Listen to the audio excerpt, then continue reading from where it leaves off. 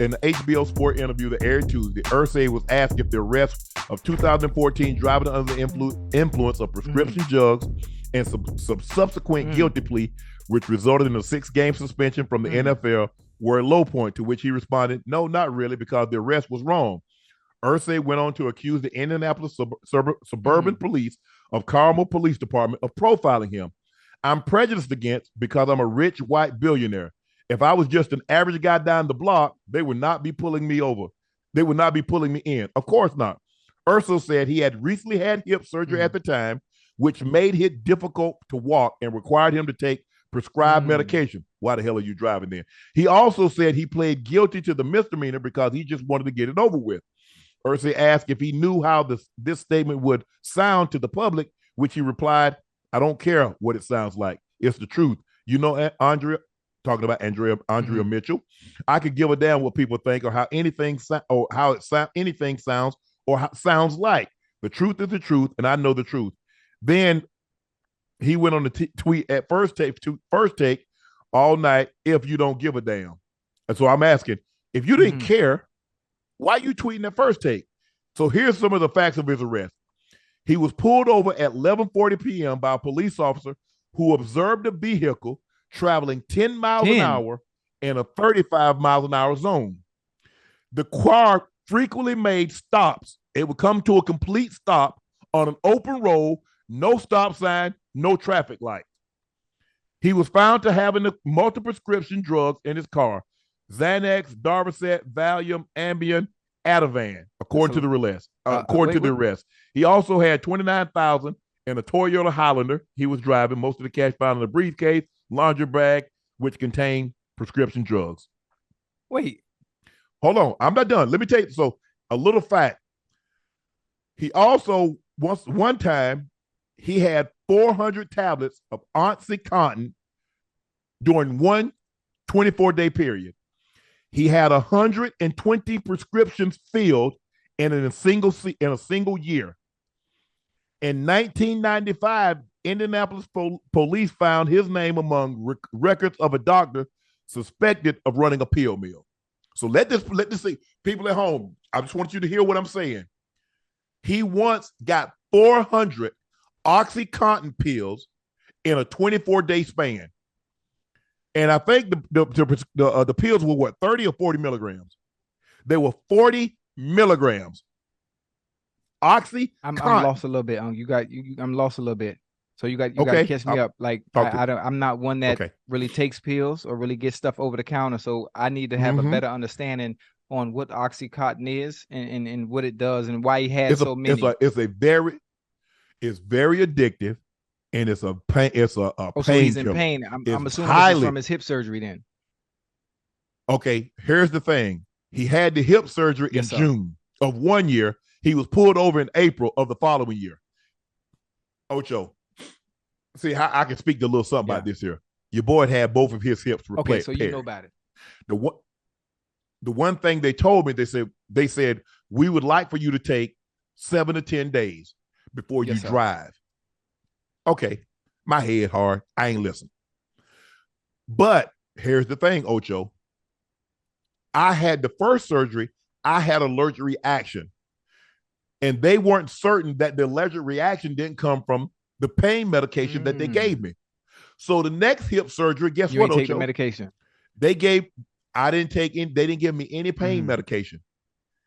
They put me under. When I awoke, I took no pain medication. So if you know you had hips, or first of all, it's a whole thing about it. It's June, so it's almost a year. Ocho, my second one, I was walking unassisted in 7 days. The first one took me 12 days. So if you have hip surgery in June of 1 year, how the hell you still stumbling and falling and you in pain the following year and 10 months later? Maybe because of his age. I'm not sure. I'm not making any excuses for him. I'm just Jim Irsay at the time of the surgery was 52. He was young. Oh, he was young. Jim Irsay is 64 years old. Yes. 64, Ocho. He don't look it, but he's 64. Right. I'm 55. The surgery. Hold up. He had the surgery. So 2013. So he was 54. Okay. He was a year younger than he's a year younger than what I am right now. I had my surgeries at 53 and 54. Hey, it's kind of crazy some of the statements you read about him not caring, obviously not caring, and being that he's being profiled because he's a rich billionaire. But obviously there are a set of rules that we all have to live by. You know, all those rules are the same for everybody, Ocho, regardless to who you are. Yes, sir. Ocho, do you know what would have happened if you or I try to get 400 Oxycontin pills in 24 days? Do you know what would happen to you and I if we got 127 prescriptions filled in a year? Do you know what's going to happen? And do you know what's going to happen to the doctor? Tell me what, He's going to lose his life. What would happen if you pay for him? I mean, he has the money to pay for him. You can't get 120 prescriptions. Ain't no doctor going to write them, first of all. That's over the top. Do you understand how many 120 years, Ocho? That's 10 scripts a month. It's hard for me to understand because you get 10 prescriptions per month. That's 120. That's of Oxycontin, of Valium, of all. What was the drugs he had? Put it up on my screen, Ash. Put the drugs that he got scripts for. Yeah, I'm learning something new. Shit. The only thing I know about, all I know about is Tylenol and Advil. Nah. He was taking stuff stronger than Tylenol and Advil. But the problem that I have is that he tried to say, well, I come from nothing. Bro, Bob Irsay was his dad. He owned the Indianapolis. First of all, they were the Baltimore Colts. He went to SMU. SMU wasn't cheap then when he went to school. It's not cheap now. He got named general manager of the Baltimore Indianapolis Colts 1 month after they left in the middle of the night. They left Baltimore. They packed up and went to Indy. Yeah, I remember that. He got named general manager, and for him to say he pulled himself up by his bootstraps, bro. Do you understand that you was wearing Christian Louboutin boots? Do you understand? See, he's the type of guy that he's on third base, but he didn't hit a triple. Ooh, that's a good one. That's a good analogy right there. He was just already there. That's a good analogy right there. Dude, and I'm not saying, and he talk about, I just hate, bro, do you understand the perks that comes along with being wealthy, white, and a billionaire? Ocho, we get some perks and we wealthy and black, but we don't get those kind of perks. Listen, and obviously when you're rich in general, at some point when you get enough money, at times we lose a sense of reality. We lose a sense of reality, and we somewhat become or feel invincible to the fact that we get to abide by our own set of rules and we are different than everybody else. And many times when we come or we have a run-in with the law, they will humble you and you bring you back down to earth to help you realize that you are no different than anybody else, regardless to income or regardless to how many zeros you have in your bank account. And most of the time, if after enough red flags and you still not listen, the man upstairs will humble you himself. He will. Look, if he'd just go ahead and take his punishment, said, look, I learned my lesson. I've been dealing with addiction. And addiction is a disease, and it's something that I fight daily. I'm okay. I'm okay with that. But bro, you were not signaled out. Here's some of the scripts. He had Lorcet, Vicodin, Xanax, and Klonopin. What the fuck did you just? I don't know what all that shit is. Yes. Yeah. I don't know, but don't worry about it. A lot of the people out there understand what it is. You ain't just getting those, Ocho. So this is to help with the pain he's going through. He's been to rehab. He's trying to make it seem like he was dealing with, and I'm not saying that he wasn't. Each person is different. But if you know you had hip surgery, why are you taking drugs and driving? Ignorance of the law is not an excuse. You can't park in front of a fire hydrant and say, well, Judge, I didn't see the fire hydrant. And he's going to tell you ignorance of the law is not an excuse. You know you were told when you take, I don't know anybody out there, when they tell you about taking painkillers, what do they say? Do not drive or operate heavy machinery. Make you drowsy. It make you drowsy. Huh? It make you drowsy. It make you drowsy. Thank you. Okay. Thank you. Yes. Normally when you take painkillers, you sit your ass on the couch and you go lay down. Who thought, like, you know what? man, I'm in so much pain. Let me pop some of this. Let me pop some of this Oxycontin. Let me touch some of this Darvocet. And I'm gonna go for a drive. So let this sink in now. What your hip hurting got to do with you driving 10 miles an hour and stopping on an open highway? And they came out. Can you give me the report? What did the Carmel police say? And normally you would have thought, with it being in Indianapolis and with it being the police and with him being Jim Irsay, most of the time you let somebody go of that magnitude, especially a name like that is a representation of not just the Colts but Indianapolis. Yeah, it must have been bad. He must have been like really messed up, like drowsy or something. Yes. Well, he soon got a car. Hopefully, when we're gonna show the video, when people see this, we're gonna see the video. That ain't no pain, because like I said, I drove 3 days after my second surgery, but I wasn't taking, but I didn't take any pain medication. Oh, that's crazy. But I also understood that they had already told me that, Mr. Sharpe, we're not going to give you anything, because I had a very bad allergic reaction. First time. I had to go to UCLA medical emergency for the first time. Okay, Tim Green, the now retired Carmel, Indiana police chief, told USA Today Sports on Wednesday. Hello. Okay.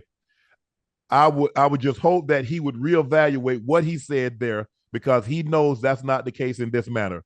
Let's just say some of the comments that he made without any type of evidence or proof.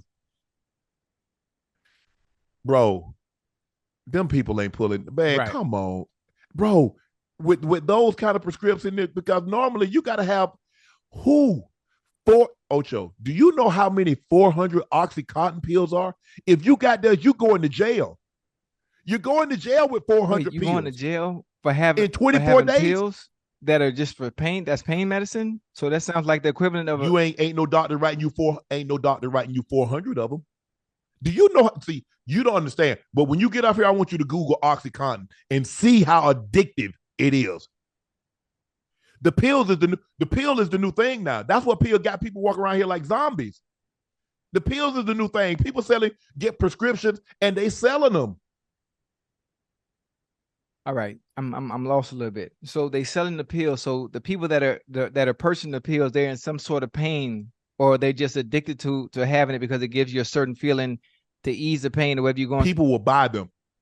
Okay, let's just say I get a prescription.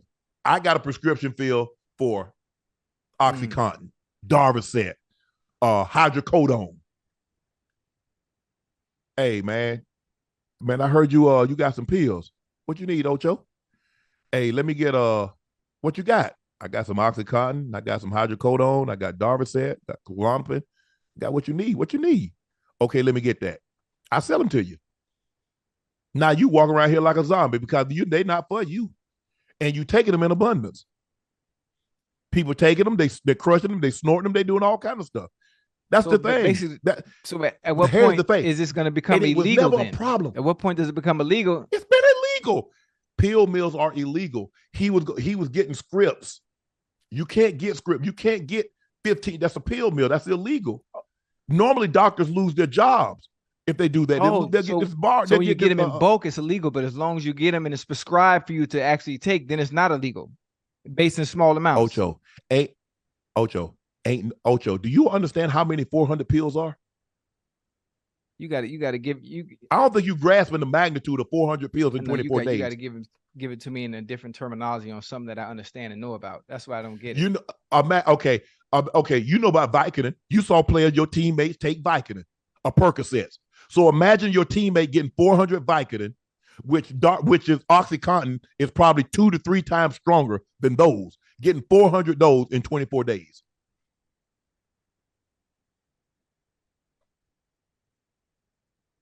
Okay, I think I got it a little bit. Yeah. You got teammates. You know your teammates took those Percocet and those things of that nature, because that's what they gave the football player. Okay. So he had 424 days. Money talks. Hey, I mean, obviously, people of that type of wealth, they live by That's they my live a different point. lifestyle, and they have access and resources to any and everything in bulk. Thank you. And but he was trying to say that being a wealthy white billionaire was some kind of drawback. He clearly understands the privileges that comes with. This ain't just this. Who profiling the wealthy? Bro, I promise you, if I get on Wilshire Boulevard and they go get some call and the police come behind me, that's a busy intersection. I'm going 10 miles an hour, and then all of a sudden, I just stop. And then I take off again. And I ain't at no traffic light. I'm not at a stop sign, a 4-way intersection, a 2-way intersection. I'm just stopping in the middle for no reason, Ocho. What you think they're going to do? Over. Every time. Okay. Okay. So I just wish he'd just left well enough alone. Just own the mistake that you made. You have some issues. You've been dealing with this for a long period of time. And I understand that addiction is real. I just had a conversation with Ric Flair, who lost his son, Reed. And you could see the pain and the hurt of losing a child. And so I empathize for anybody that's going through. And please get the help that you need. But in this situation, I just wish Jim Irsay would have left this alone, because he's not going to get any sympathy, because he's trying to pretend like he did nothing, and they just profiled him and just pulled him over. So is he in trouble now because of what happened all the way back then? No. Brought back up. No. He was suspended for 6 games. So he already did his time for the NFL. He already did his time. Okay. And so my thing was, I don't even know why he wanted to rehash that, Ocho. You served your time. You served your penalty. Why go back down that avenue? I saw the tweet. I saw the first tweet. I didn't really understand where it was coming from. I didn't know. He tweeted some other stuff about his siblings died in a car crash, and some of that's true, some of that's not true. I think one of his siblings has special needs that end up dying in 1999, and it wasn't in a car crash. So he misspoke on a lot of stuff. I'm not saying he's lying. I'm just saying he misspoke the truth on some things. But I don't understand why he would want to go down that path anyway. That's probably a very traumatic experience, and try to redrudge that up to elicit sympathy. But he can just miss me on that one. I don't know him that well. I've met him on several occasions, but he gets no sympathy from me on this one.